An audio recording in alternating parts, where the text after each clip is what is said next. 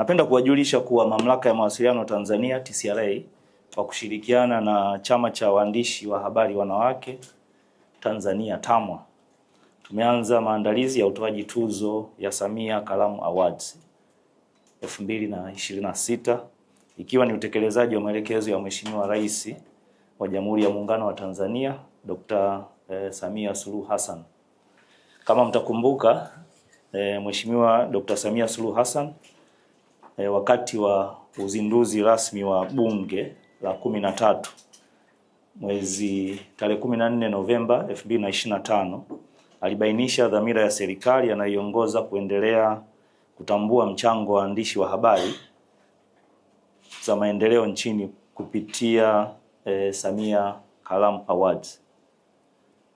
Tamko hilo pia ni mwendelezo wa ahadi aliyoitoa wakati wa hafla ya utoaji tuzo hizi, kama mnakumbuka, mwezi Mei 2025 ambayo ilikuwa ndio season 1.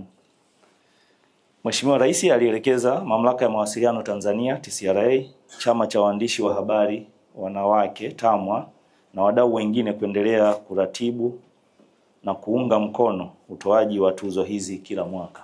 Ili kuhakikisha uadilifu, uwazi na ushindani wa haki, maandalizi ya tuzo hizi yanahusisha pia bodi ya ithibati ya waandishi wa habari JAB, ambaye leo tunaye mkurugenzi mkuu mbele yenu, yupo hapa, kama mdau muhimu katika kusimamia weledi na maandalizi ya taaluma ya uandishi wa habari kwa kuzingatia matakwa ya sheria ya huduma ya vyombo vya habari ya mwaka 2016.